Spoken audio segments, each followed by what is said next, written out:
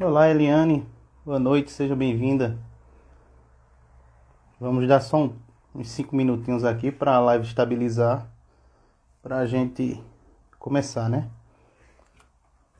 Tamires, seja bem-vinda.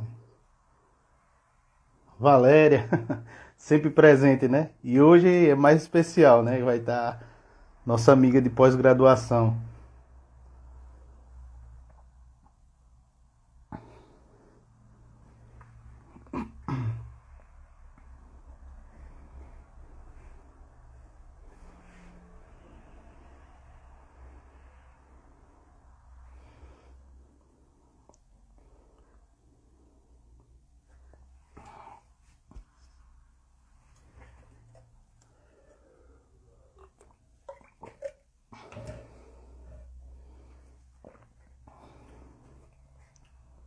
Nelson, seja bem-vindo. Só para deixar um pouco o pessoal situado, a gente hoje vai abordar sobre a questão do brincar, né? O brincar dentro da educação, né? Então, vai estar a pedagoga Nathaniele falando sobre um pouco sobre os jogos e as brincadeiras na educação. Se alguém puder dar um feedback se o volume tá bom, estão ouvindo bem.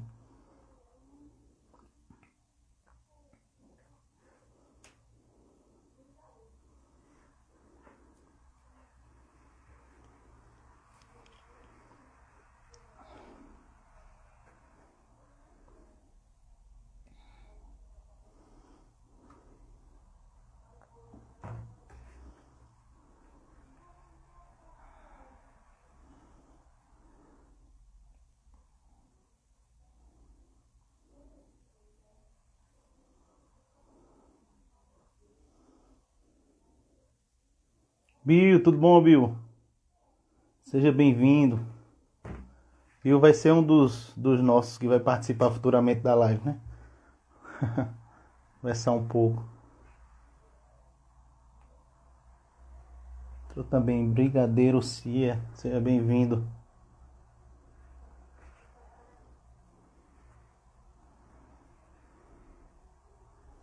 Só damos mais uns 3 minutinhos aqui só para a live dar uma estabilizada. Eu chamo Nathaniele para a gente começar.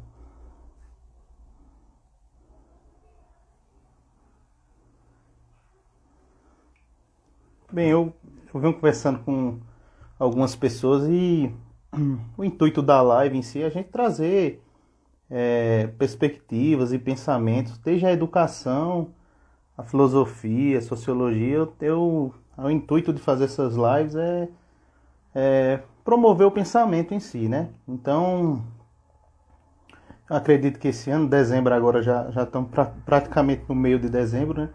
Mas a partir de janeiro, eu acredito que a gente vai participar por alguns temas que são mais múltiplos, né? Eu, eu venho conversando com muita gente assim que em si traz um sentido pedagógico também. Então, acredito que a gente vai pensar um pouquinho por vários temas.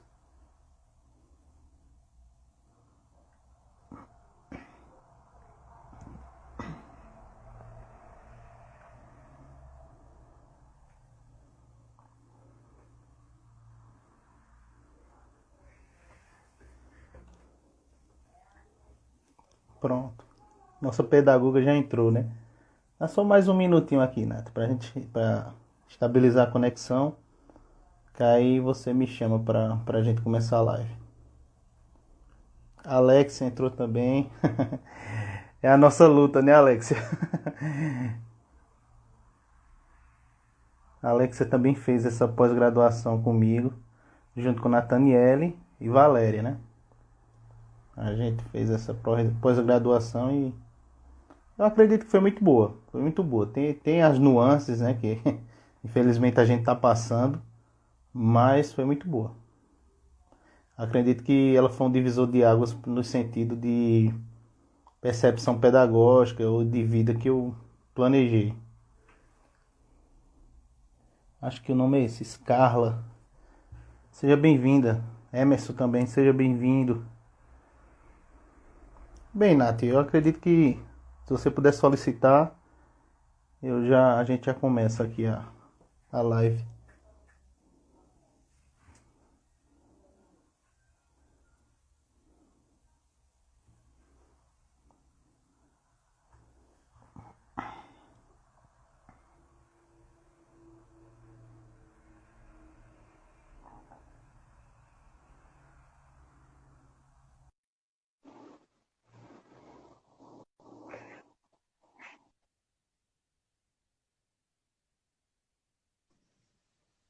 Pronto. Oi, Nath, boa noite. Boa noite. Seja bem-vinda, viu? Tá me ouvindo bem? Tô ouvindo bem. Ótimo, ótimo. Rafael Soares entrou. Hoje a gente tem uma movimentação, viu? Acredito que vai ser bem interessante. Primeiramente, eu queria te agradecer por participar, tá aqui, e trazer o diálogo sobre essa área que tu pesquisou, que é de brincadeira, de jogos na educação. E agradecer bastante, porque foi um momento, não só agora, é uma resposta do que a gente passou praticamente quase 2 anos, né, no após, né? A gente dialogando sobre a educação, sobre as coisas. E te agradecer também porque o teu pensamento, a tua experiência, valeu muito para mim, porque me deu um ar de pensamento fora do sentido somente da educação, né? Por mais que a gente conversasse sobre a questão da pós, tudo, acho que o que a gente conversou aquele tempo me deu esperanças e fomento para eu buscar minha área. Foi ali que eu vi que, não, acho que a educação é meu caminho aqui. Ah, que maravilha. Que bom ter contribuído. Boa noite também. Quero agradecer também a oportunidade, porque eu amo falar sobre esse tema. Então, desde já, agradeço. Estava até comentando aqui com meu esposo, disse, vai ser muito bom falar sobre isso, eu gosto desse tema. Aí ele falou, nem sei que tu gosta, já escrevesse 3 artigos sobre. Pois é. Então, assim, para a gente começar, eu queria que tu falasse um pouco do teu trabalho, da área que tu se formou, falar um pouquinho sobre você. Pronto. Me apresentando aí, para quem ainda não me conhece, meu nome é Nathaniele, professora Nath Soares. Conheci o Lemos na pós-graduação, junto com a Alexia, que entrou aí. E a gente realmente conversava muito. E o bom desse contato... Ó, Val entrou também por aí. Foi, Saudade, colocou Val. eita saudade. E a gente conversava muito sobre isso. O momento, até os momentos de intervalo, era um momento de grande crescimento, porque tinha essas trocas, né? Pessoas vindo de áreas totalmente diferentes, mas os conhecimentos se complementam. Eu sou pedagoga formada na Universidade Federal de Pernambuco, no campus aqui de Caruaru, e fiz essa pós em docência do ensino superior. E eu venho trabalhando a pesquisa no ramo buscando entender as metodologias de ensino. E no TCC, a primeira coisa que me veio para estudar que me chamou mais atenção foram os jogos e brincadeiras. E hoje a gente vai ver aqui que brincadeira é coisa séria. Tanto é que a gente colocou a pergunta, né? Brincar para quê? Parece um tema tão bobo. Para muitas pessoas, é até um tema irrelevante. Brincar, coisa boba. Mas a gente vai ver que não é bem assim, não é? E aí, esse tema surgiu de toda uma experiências que eu vivi dentro da universidade. A professora Maria Alves, professora e atriz Maria Alves, ela lecionou algumas cadeiras lá na UFPE e uma das cadeiras foi recreação educativa. E dentro dessa cadeira, a gente lê um ou dois livros de Kishimoto, e Kishimoto ela vem trazendo uma pesquisa bem aprofundada sobre os conceitos de jogos, brincadeiras, brinquedos, coisa que a gente no dia a dia não se atenta. E isso me despertou. E nesse despertamento eu fui à procura na disciplina de educação infantil da querida professora Conceição Sales, que me acolheu para fazer esse TCC, e aí eu escrevi esse artigo dentro dessa perspectiva, dentro dessa temática. Estamos Hoje a, aqui. prof- hoje a, prof- hoje- hoje a professora Conceição ela está coordenando o núcleo de pós-graduação de lá. E Isso. assim, ela é muito gente boa, gente fina demais ela. Ela é ótima. É Nath, uma pessoa muito humana. Pois é. Eu queria que tu começasse assim para a gente compreender os conceitos em si. Assim, praticamente eu sempre pergunto isso porque a gente inicia nada mais do que iniciar com compreender, porque às vezes a gente vê a brincadeira justamente com esse tema que a gente desenvolveu de essa provocação, né? De brincar só por brincar, mas não. O que seria os jogos? O que seria a brincadeira? Pois é, a gente parte da ludicidade, né? O lúdico é tudo aquilo que vai envolvendo prazer, envolve brincadeiras, jogos, música, a musicalidade. E o lúdico, ele permeia a vida inteira do ser humano. Então, um ponto principal que a gente tem que ver é isso, permeia desde a infância à vida adulta até os últimos momentos. Talvez para o adulto, o lúdico seja visto de uma forma diferenciada. A gente tem um autor chamado Vitor Mello, que ele vem tratar do lazer na educação. E nessa perspectiva de lazer, a gente percebe a ludicidade mais envolvida na vida adulta também, que a gente às vezes esquece. Eu sou voluntária em um grupo de idosos e a gente faz brincadeiras com eles. E é fantástico porque eles se divertem muito mais do que os jovens, porque eles estão abertos a brincar. E a gente pensa assim, nossa, em que momento os adultos perdem essa flexibilidade de se deixar essa criança que existe dentro da gente fluir. E aí a gente parte desse conceito de ludicidade. Tudo começa aí, no lúdico, tudo começa no permitir-se ser criança, permitir-se brincar, permitir-se experimentar esse prazer. Vamos lá. Nós temos 3 conceitos básicos. Brincadeira, a maioria dos autores entendem como um ato mais espontâneo. Se a gente olha para a criança, ela consegue transformar tudo em brincadeira. Brinquedo é o objeto que essa criança vai transformar em instrumento para essa brincadeira. Então, a criança, ela tem uma capacidade imensa, incrível de transformar qualquer coisa em brinquedo. Eu tenho uma filha, ela tem 10 meses, ela já começou a brincar. E quando eu observo, eu comprei um brinquedo para ela, mas ela prefere brincar com a lata do leite, prefere brincar com os pegadores de roupa, com objetos que para mim são utilidades domésticas, para ela é um brinquedo, porque o brinquedo depende muito da intencionalidade de quem brinca. Então a gente não pode menosprezar, eu compro tanto brinquedo e ela só quer brincar com a sobra das coisas. Não, aquilo é brinquedo também. Ela transformou. E às vezes tem um gostinho até melhor, porque foi transformação dela. Porque tem a mão, tem o jeitinho, tem a escolha dela, a exploração daquele objeto, né? E o jogo?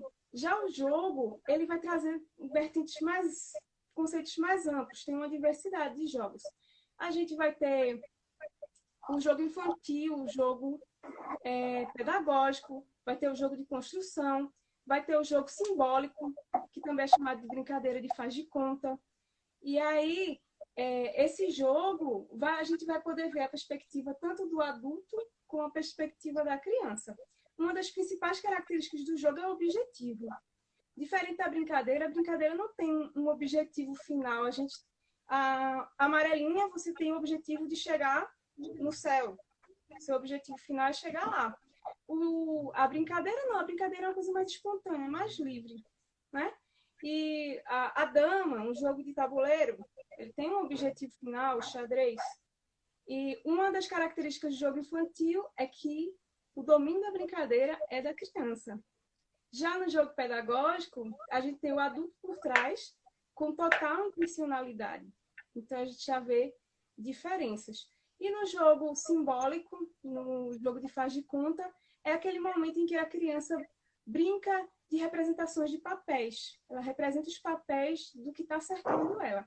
Resumidamente, a gente pode colocar assim. Pois é, eu estava refletindo sobre o teu texto e as coisas assim. Eu leio muito Walter Benjamin, né? E ele fala muito sobre essa questão do brinquedo, da brincadeira e a educação, né?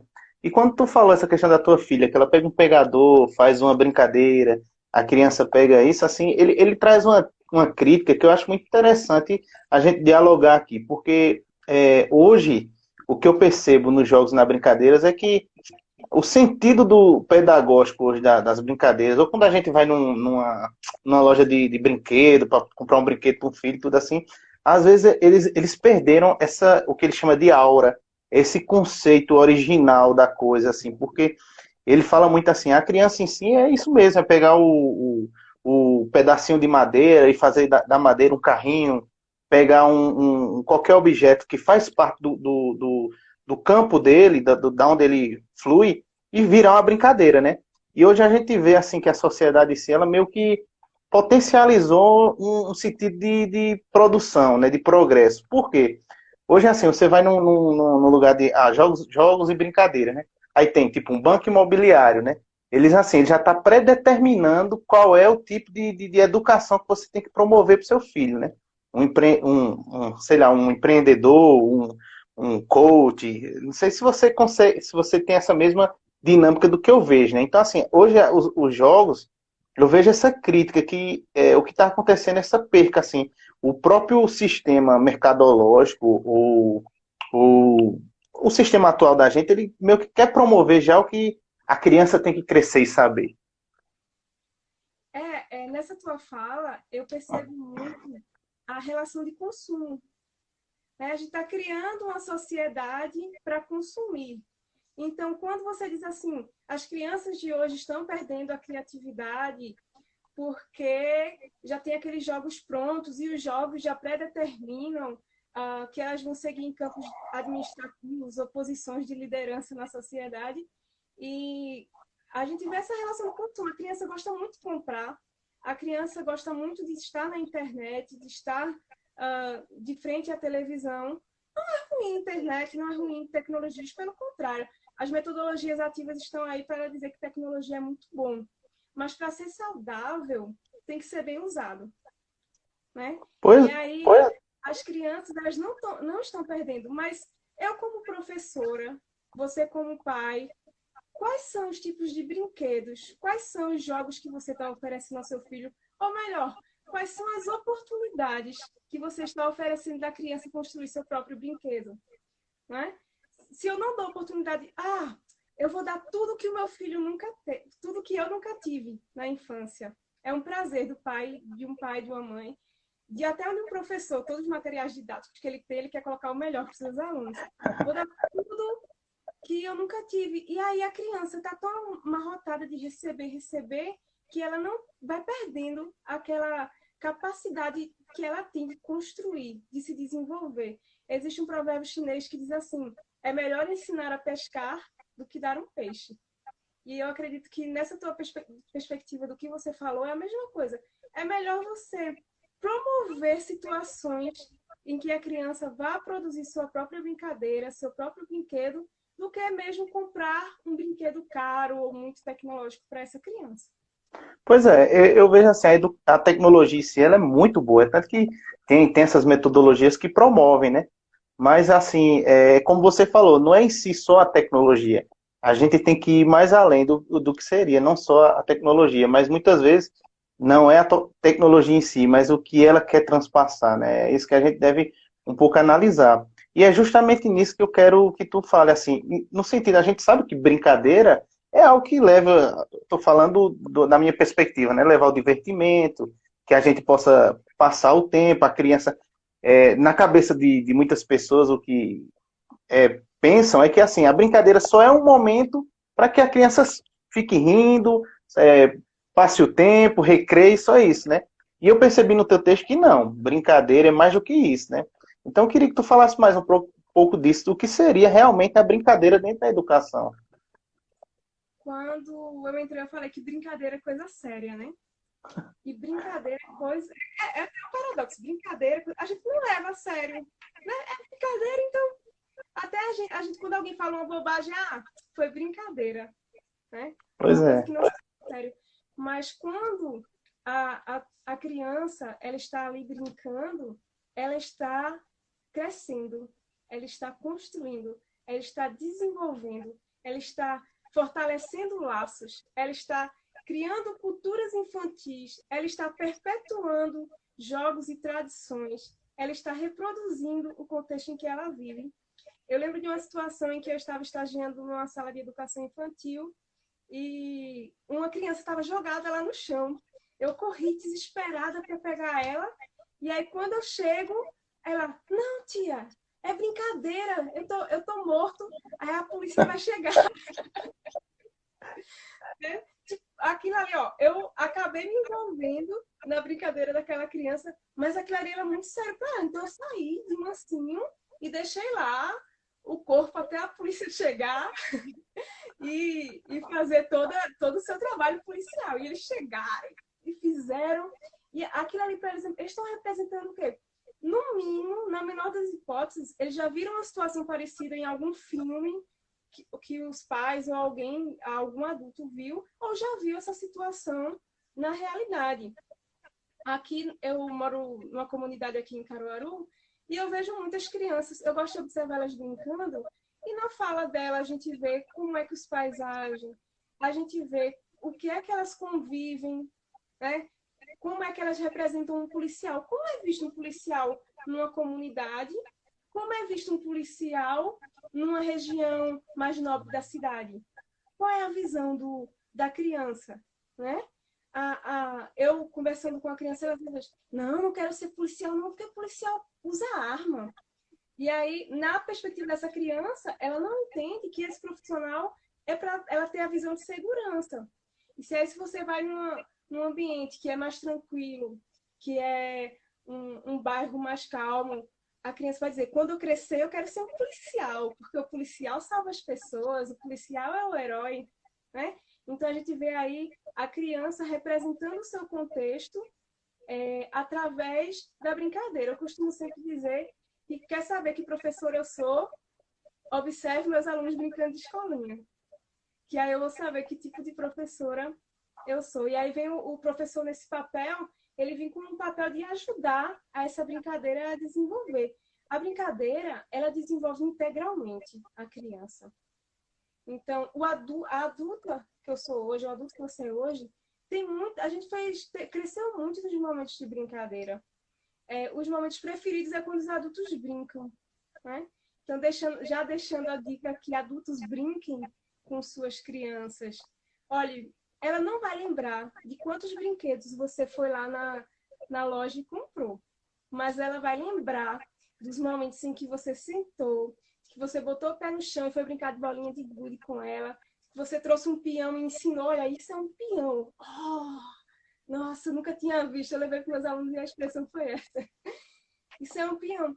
E ela vai lembrar disso, ela vai lembrar das relações, das conexões, você vai criar memórias nessa criança. Então, quando uma criança estiver brincando, lembre que aquilo ali é importante para ela. É a forma dela se representar e representar o mundo que a cerca. Acho que se você. Eu fico até com vergonha de que se o povo visse as brincadeiras que eu brinco com minha filha, acho que é uma filmagem, um vídeo que eu nunca queria ver, porque cada coisa que eu faço aqui em casa é uma vergonha que você diz, rapaz, como é que eu cheguei a fazer um negócio desse? E hoje minha filha tá gostando do TikTok, né? Ixi, eu já fiz tanta coisa. Mas, olha, é isso.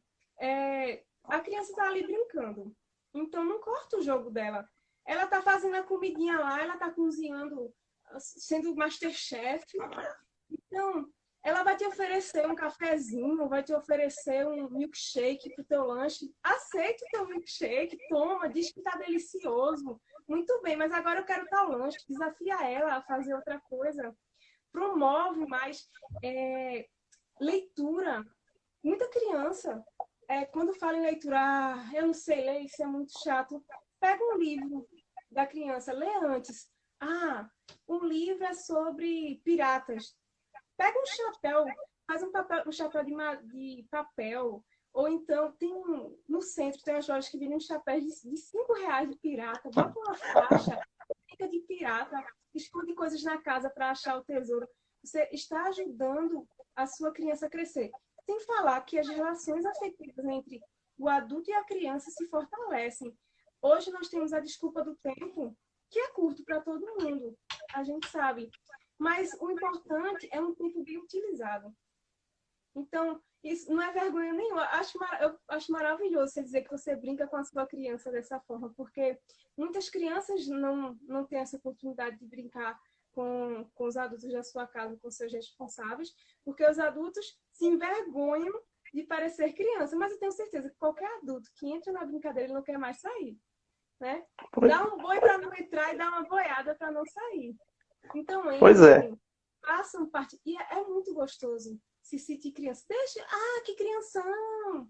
Que bobão, deixa os comentários. Não tem problema não. A tua criança agradece e essas memórias afetivas vão ficar fortemente guardadas nas mentes e corações delas.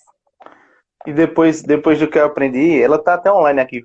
Viliana entrou, né? Dizendo vocês arrasam muito, né? A questão da infância, né? Então a gente é uma eterna criança. Tem a nossa subjetividade, mas a gente não deixa de ser criança, né? Vai ser eternamente, né? Hoje eu vi Mas que eu tem muitas. ela dizendo assim, né? Que fica até brava quando alguém diz fulano é infantil. Não é. Eu concordo plenamente com ela. Como se fosse negativo ser infantil. Se a gente olhar para trás, a gente diz, meu Deus, por que eu cresci? Queria voltar. Deixa fluir. Isso é tão positivo. É o desenvolvimento integral da criança. Tanto na parte cognitiva, emocional, na parte física, psicomotora da criança. A criança entra em movimento. A gente está num mundo tão fixado em tecnologias que as crianças vivem assim, ó. Elas estão perdendo a habilidade de olhar nos olhos, a habilidade de conversar. E a gente acha que essa fase de infância vai passar e pronto. Mas a criancinha de hoje, o bebê de hoje, somos eu e você, o adulto de amanhã. E tudo isso vai influenciar na mentalidade dela. Eu estava conversando com uma colega e ela disse que ainda lembra de alguns rótulos que ela recebeu quando era criança. E às vezes a gente fala as coisas para a criança e acha que não é importante, né? Eu vi um documentário de uma escola que eu achei bárbaro, porque nessa escola, é na Europa, e eles colocam as crianças para construírem e criarem seus projetos, e aí toca o sinal, as crianças vão embora, mas não destrói. Deixa lá no cantinho, que aí no dia seguinte ela vai retomar de onde ela parou. Onde a gente costuma aqui no Brasil, acabou a aula de artes, tá bom. Se o menino coloriu ou pintou o quadro pela metade, tá bom. Ele termina em casa ou ele não termina mais. E não dá o valor a essa criança com continuidade. E querendo ou não, a gente está ensinando a essa criança que precisa. Tá bom, é artes mesmo, é brincadeira mesmo, não precisa levar muito a sério. Inconscientemente, coisas simples, a gente está dando lições para a criança que ela vai levar para a adolescência, para a vida adulta, inclusive para a vida profissional. A gente tem encontrado aí profissionais que são profissionais que dizem assim, nossa, é mesmo, né? E a gente não imagina que possa ter algumas influências na forma como ela passou a interpretar o mundo, porque através das brincadeiras as crianças interpretam o mundo, é a forma dela de conhecer, de explorar. Até na BNCC agora, um dos direitos de aprendizagem é brincar, né? E aí veio esse direito de aprendizagem, mas são 6 direitos de aprendizagem na educação infantil. Conhecer-se, explorar, experimentar, conviver, participar. E a gente percebe que na brincadeira tem tudo isso. Em um direito de aprendizagem, que é o brincar, a gente tem todos os outros, para a gente ver o tamanho da importância de brincar. Pois é, você falando na questão da artística, a minha filha, ela, acho que foi um ano passado, foi um ano retrasado, aí teve um quadrozinho, aí pintaram o quadro de azul, ela só fez botar a pegadazinha do pé dela, né, e continuou com as letrinhas dela, né, o nome papai, né, e eu colei aqui atrás, mas eu tirei, eu vou colocar em outro lugar, mas eu vejo a importância disso, de eu colocar, e ela vê que eu coloquei, porque, assim, às vezes a gente, como pai, vai para um evento desse, assim, Dia dos Pais, que esse quadrinho foi pro Dia dos Pais, né? Aí recebe, faz aquele cerimonialismo, né, que todo pai faz na hora, né? Eu penso assim, todo evento de Dia dos Pais na escola é um teatro, realmente, porque é nessa hora que a gente vê família se abraçando, aquela coisa linda, aí o pai pega o quadrozinho, joga na despensa e acabou-se, né? E não, coloquei aqui e pretendo colocar em outro lugar para mostrar para ela, para dizer, ó, esse dia para mim foi importante. O que você fez, por mais que você cresça e veja as letrinhas tudo feinha, como tá no começo, mas para mim é importante, foi um momento especial. E isso valoriza ela, né? Então, eu penso muito nisso, assim, nós como pais, a gente tem que pensar assim que por mais que a gente trate como um dia a mais, uma atividadezinha a mais, mas é muito importante para ele, né? Ele vê isso todo dia que você guardou para ele como forma de reconhecimento, eu trato de forma bem importante. Sim, isso é uma pedagogia positiva. Você está legitimando o trabalho do seu filho, o trabalho do teu aluno.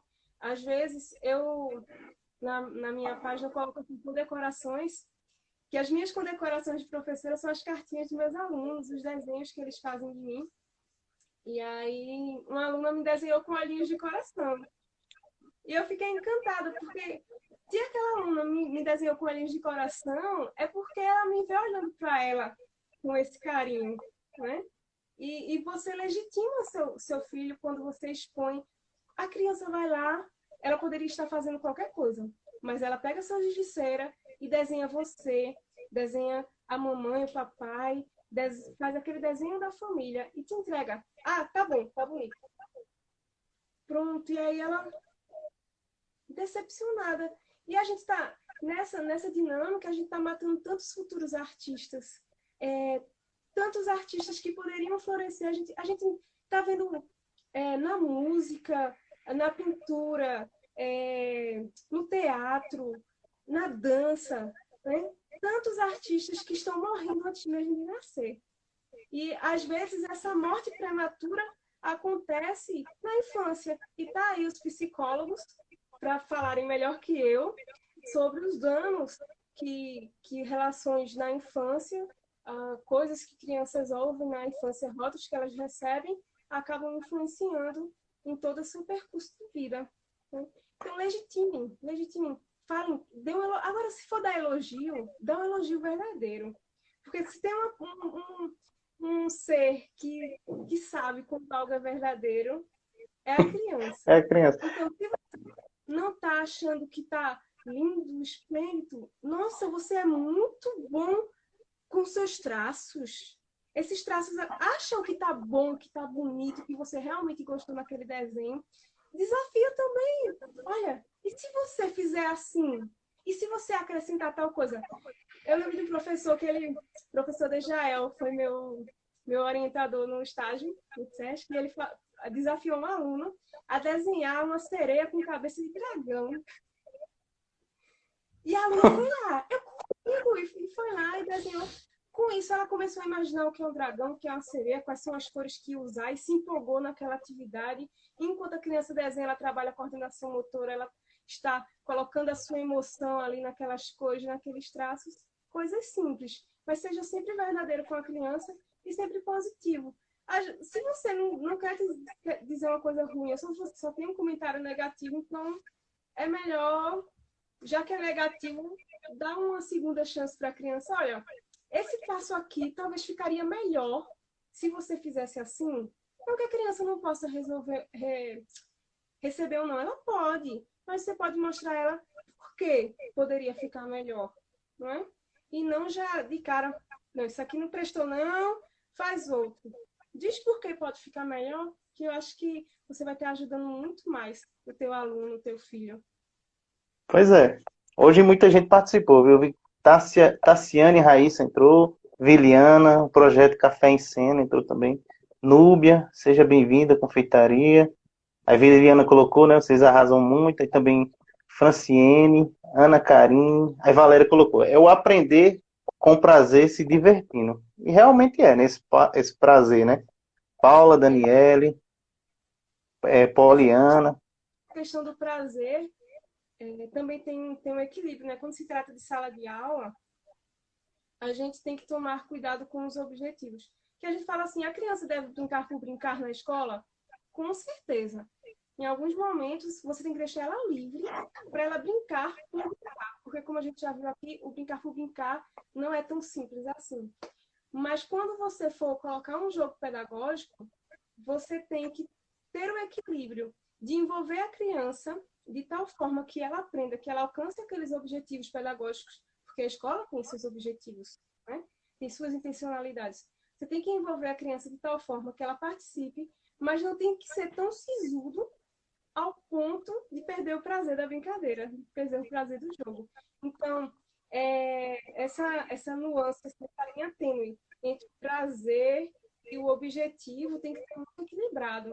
Kishimoto, ela traz essa ênfase nos textos dela, porque, às vezes, quando eu estava na minha pesquisa de campo, o professor, eu estava lá, ele levava jogos de tabuleiro, ele levava caixas e caixas de brinquedo e colocava lá. Mas a criança começava a achar chato. E aí, quando a criança perde o prazer, automaticamente ela perde o interesse. O adulto é a mesma coisa. Olha, você está numa sala de aula de pós-graduação, numa sala de aula de ensino superior. O professor, ele traz uma dinâmica para fazer naquela sala de aula. A gente viu isso na pós-graduação, tinha professores que traziam muitas metodologias, inclusive metodologias ligadas ao conceito de metodologias ativas, e tinha aula que fluía que a gente não viu o tempo passar, porque juntava prazer e os objetivos didáticos, mas tinha aula que ficava monótono e a gente lia aquela coisa e a mente da gente bem distraída. Por quê? Porque perdia o equilíbrio entre o prazer e os objetivos. E a gente vê o quê? Que não é só na infância que isso acontece. Quem for aluno, me diga se não é assim. Pode dizer aí nos comentários. Pois é, e a gente tem que perceber que a gente como adulto quando a gente vai para alguma aula, cada cabeça é um universo, é uma história que está antes da aula, e a criança também, porque a gente pensa que a criança se, não, ela é criança, então tudo é igual, mas não, cada criança é uma família, cada criança é uma casa, cada criança é um mundo, é uma vivência, então na hora da brincadeira isso perfaz também, né? Se o educador não pensar sobre isso, nessa multiplicidade, assim, e querer trazer. Eu penso muito assim, as coisas quando são mais uníssonas, de um pensamento único, tende para mim, a não ser muito eficaz. Então, quando o educador pensa numa brincadeira, no jogo, numa didática, pense no múltiplo. Quais são os tipos de cabeça que eu vou ter dentro da minha sala, né? Então, ó, eu posso ter um menino que gosta de jogo, a menina que gosta de boneca. Minha filha mesmo não é muito chegada à boneca, não.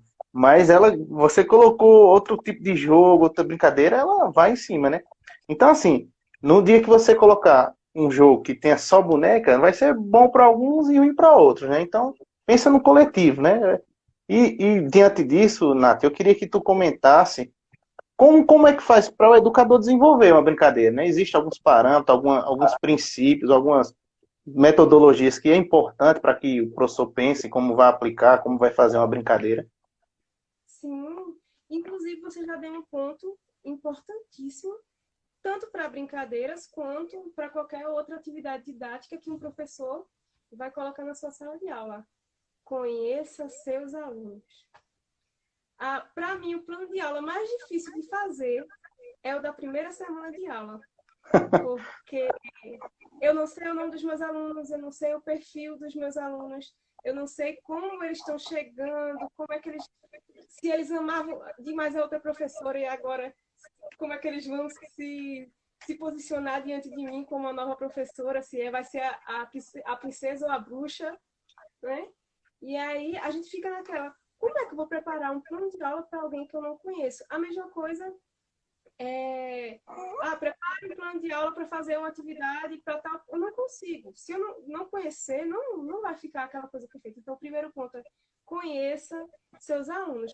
Os autores que trabalham a perspectiva da educação infantil, jogos e brincadeiras, eles falam muito sobre observar a sua criança. Observe seus alunos. Você conhece observando.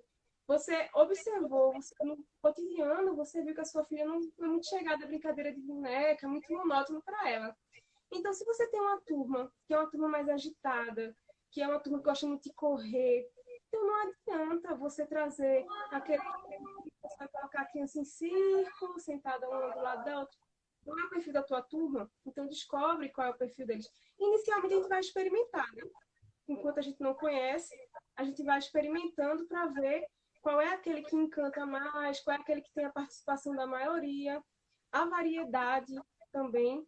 E um dos pontos principais, que é inclusive o foco quando se fala de metodologias ativas, a BNCC também apresenta isso, é colocar o aluno como o sujeito ativo dentro da brincadeira, dentro da sala de aula, dentro da atividade. Se você coloca o seu aluno como o sujeito que vai agir, que vai construir seu próprio conhecimento, ele vai estar mais focado, ele vai querer mais. É uma dificuldade que a gente tem, a gente já discute, nas universidades a gente discute bastante sobre isso, né, Lemos? É uma dificuldade que a gente tem enquanto professor de sair do pedestal de mestre, do que sabe, para o lugar de mediador, de facilitador. Então, enquanto a gente não se colocar como facilitador, não vai a situação dentro da sala de aula não vai ficar ativa, não vai ficar conectada, não vai ficar envolvente. Acho que o termo melhor é envolvente para os seus alunos.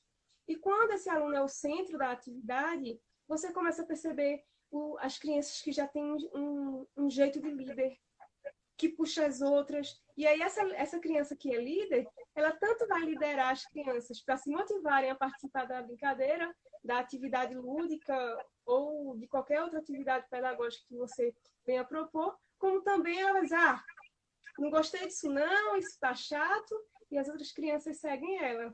Isso acontece.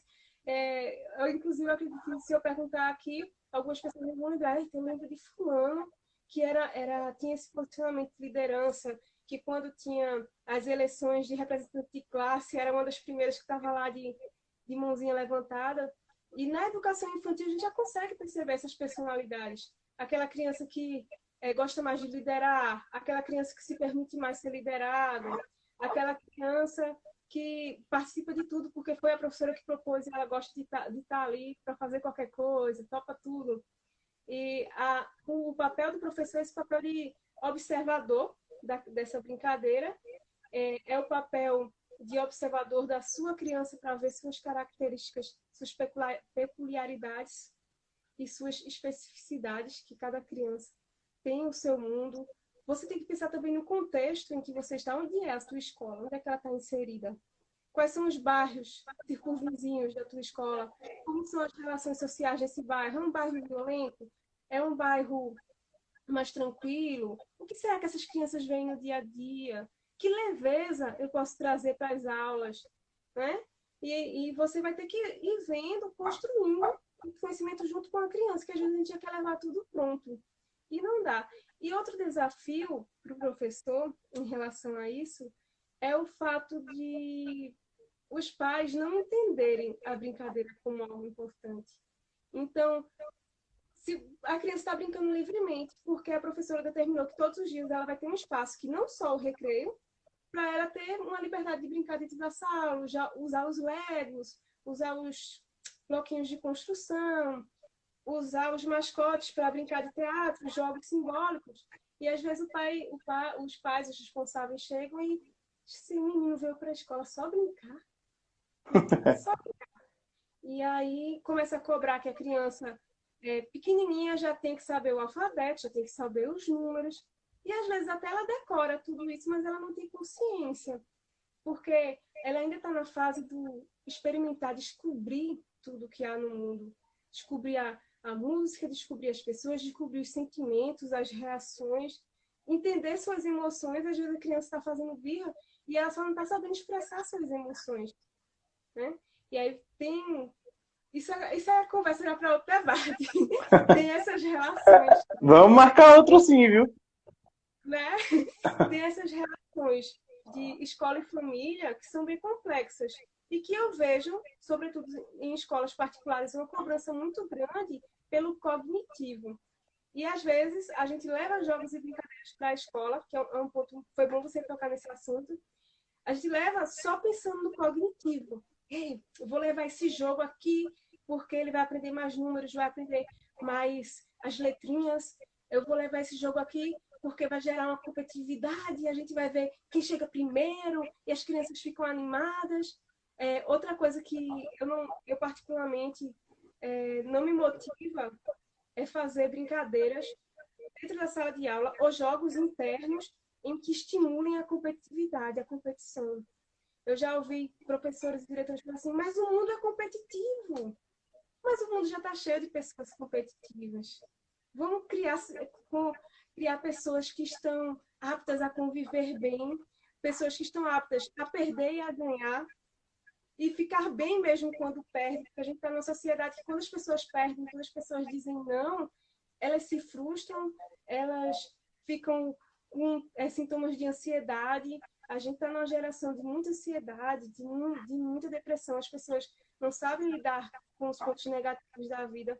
Isso também começa na infância, né?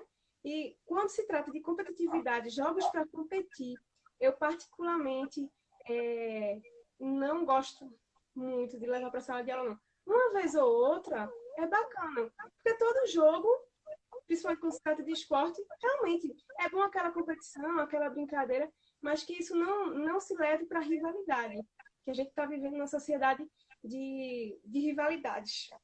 Eu tenho um exemplo que aconteceu esses dias, né? O quanto assim, a gente percebe que muitas vezes a criança nem está pensando nisso, mas os próprios pais induzem. Nesses dias, assim, a professora disse, traga alguma coisa que você gostou esse ano, alguma coisa desse tipo, você teve ou não teve e tal, né?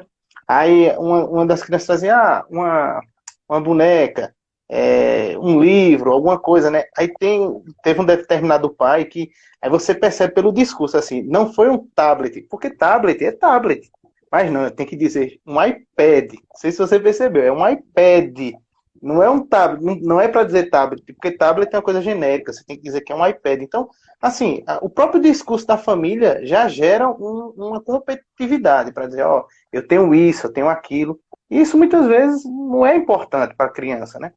Eu penso muito assim, muitas coisas que a gente desenvolve na criança e você percebe nela, às vezes eu não o culpo, mas os pais, eu digo, isso é coisa de pai, isso é a família.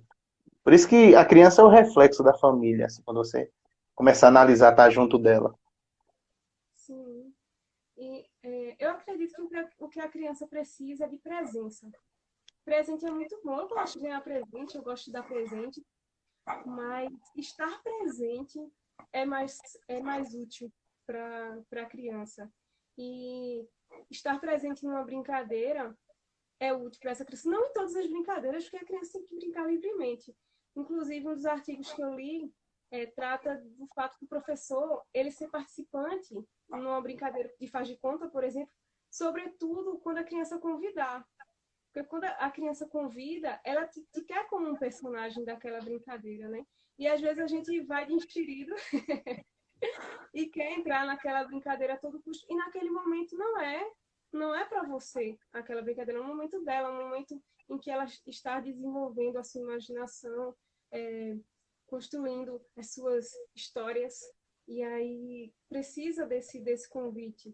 Eu gosto muito quando eu vejo pais que estão junto da criança em todos os sentidos. Como você disse, o faz de conta do Dia dos Pais é só um faz de conta. E esse faz de conta a criança não gosta, porque ela sabe que esse faz de conta aí não foi uma brincadeira bacana. Porque quando chegar em casa, o pai não vai brincar para ela e ele não vai ser o super pai igual a plaquinha que ele ganhou, né?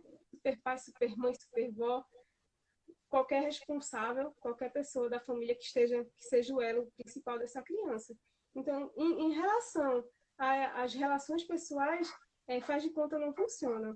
Faz de conta é só na brincadeira da criança mesmo, para o desenvolvimento dela.